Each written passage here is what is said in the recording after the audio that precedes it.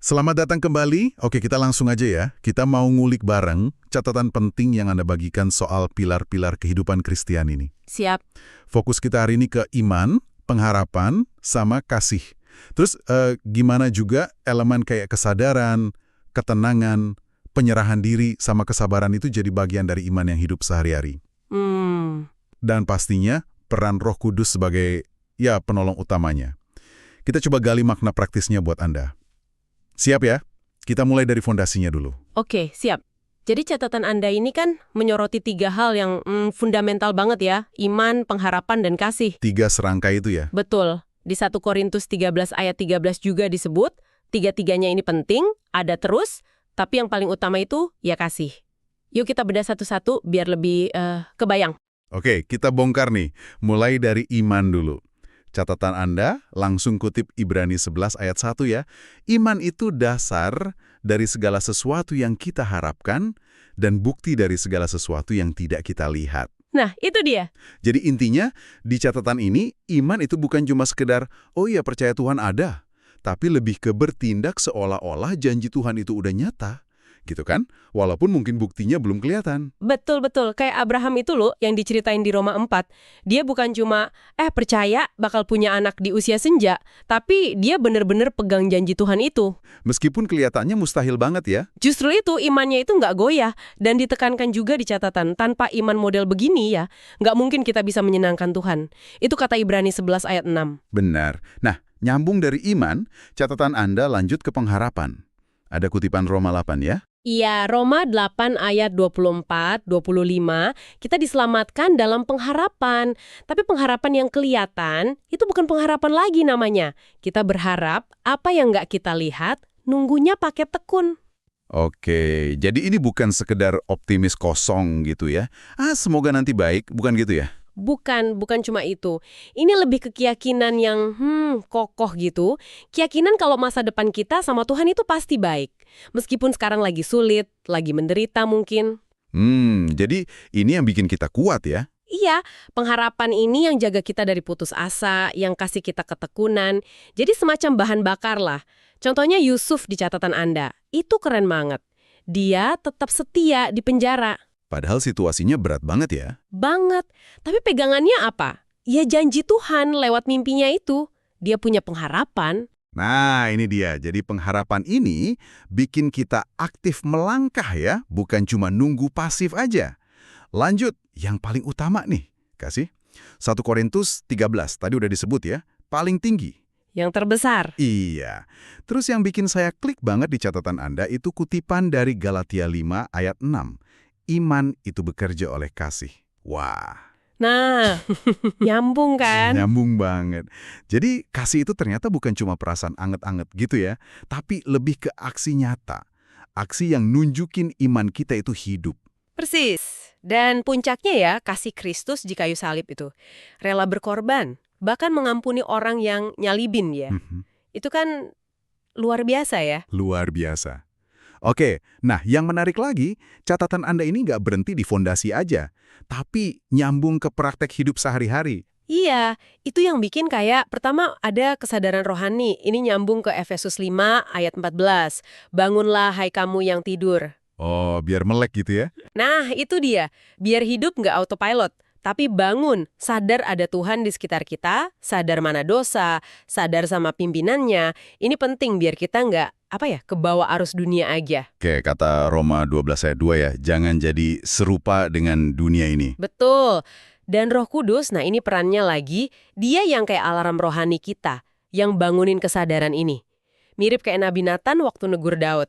Oh iya, di 2 Samuel 12 ya, Daud langsung melek gitu ya. Langsung sadar dia. Oke, lanjut. Ada ketenangan. Nah ini, Filipi 4 ayat 6-7, jangan khawatir, tapi nyatakan keinginan dalam doa, nanti damai sejahtera Allah yang melampaui akal akan pelihara hati dan pikiran. Ini bukan berarti situasi luarnya tiba-tiba jadi tenang semua ya. Bukan ya, tapi lebih ke damai di dalam hati, damai sejahtera dari Allah yang, ya itu tadi, kadang nggak masuk akal kita. Kok bisa tenang padahal lagi kacau? kayak Yesus tidur di perahu pas badai itu ya, di Markus 4, itu bukan cuek kan? Bukan cuek. Itu justru nunjukin dia percaya penuh sama Bapaknya. tenang di tengah badai. Itu levelnya. Wow. Oke. Berikutnya, penyerahan diri. Amsal 3 ayat 5-6. Percaya Tuhan sepenuh hati, jangan sandar pada pengertian sendiri. Ini sering disalahartiin jadi pasrah nggak ngapa-ngapain ya. Padahal bukan itu. Bukan ya? Jadi gimana? Ini lebih ke tindakan iman yang aktif. Kita sadar kita terbatas, jadi kita percayakan hidup kita, rencana kita, kehendak kita pada Tuhan yang tahu yang terbaik. Kita lepasin beban, harus kontrol semua. Melepaskan kontrol itu susah loh. Emang? Makanya contoh paling kuat ya doa Yesus di Getsemani. Bukan kehendakku, tapi kehendakmu yang jadi. Itu penyerahan diri total. Benar banget. Nah, karena susah lepasin kontrol, perlu banget ini. Kesabaran. Mazmur 37 ngajak kita tenang di hadapan Tuhan dan nantikan Dia dengan sabar. Di zaman sekarang yang maunya serba instan, wah sabar ini kayak barang langka ya. Iya, pengennya cepet semua. Padahal Galatia 5 bilang kesabaran itu salah satu buah roh. Ini jadi bukti iman kita. Bukti kita percaya sama waktunya Tuhan yang sempurna. Kayak Hana di 1 Samuel 1. Oh iya, Hana yang lama banget nunggu anak ya. Betul, sabar banget dia berdoa. Sampai akhirnya Tuhan kasih Samuel. Itu contoh kesabaran yang berbuah manis. Oke, jadi ada iman, pengharapan, kasih, terus kesadaran, ketenangan, penyerahan diri, kesabaran. Banyak ya? Banyak, dan kalau dipikir-pikir, berat juga ya kalau kita jalanin sendirian. Iya, kayaknya nggak mungkin bisa deh. Nah, disinilah catatan Anda menyoroti peran sentral Roh Kudus. Penting banget ini. Yohanes 14 ayat 26 bilang, dialah penghibur, penolong yang diutus Bapa. Sumber kekuatan kita ya. Sumber power ilahi kita. Dia yang bantu kita melakukan semua ini. Jadi, Roh Kudus ini yang kasih alarm kesadaran tadi. Iya, dia juga yang nenangin hati kita dengan damai sejahtera Allah itu. Yang kasih kekuatan buat sabar dan berserah diri. Betul, yang ingetin kita sama firman Tuhan pas kita lupa atau ragu. Bahkan, Roma 8 bilang, dia bantu kita berdoa pas kita udah nggak tahu mau ngomong apa. Wah, lengkap banget ya perannya. Contoh nyata di Alkitab ada nggak ya? Ada dong, perubahan Petrus itu jelas banget. Dari yang awalnya penakut, nyangkal Yesus 3 kali. Iya, sampai lari dia. Sampai jadi pemberani luar biasa. Setelah Pentakosta, setelah Roh Kudus turun. Itu kan bukti nyata kuasa Roh Kudus yang mengubah.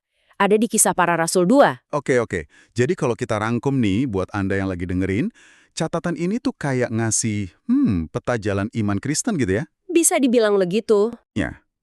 Iman, pengharapan, kasih. Terus itu diwujudkan dalam hidup sehari-hari lewat apa? Lewat kesadaran, ketenangan, penyerahan diri, sama kesabaran. Dan kuncinya, Dan kuncinya, semua ini nggak bisa kita lakuin sendiri. Kita dimampukan oleh Roh Kudus sebagai penolong kita. Parsis. Nah, ini mungkin ninggalin satu pertanyaan bagus buat Anda renungkan lebih dalam nih. Apa tuh? Dari semua aspek yang kita bahas tadi ya, iman, harapan, kasih, kesadaran, ketenangan, penyerahan diri, kesabaran, mana sih yang lagi paling Anda rasain relevan? Atau mungkin jadi tantangan terbesar buat Anda saat ini? Refleksi pribadi ya. Iya. Terus langkah selanjutnya, gimana Anda bisa lebih sadar, lebih sengaja lagi ngundang Roh Kudus buat bekerja di area itu? Buat bantu Anda bertumbuh di situ. Mungkin itu bisa jadi bahan perenungan selanjutnya buat Anda. Pertanyaan yang bagus banget. Oke deh, terima kasih sudah menyimak pembahasan dari catatan Anda ini ya. Semoga obrolan kita ini bermanfaat buat perjalanan iman Anda. Sampai jumpa lagi.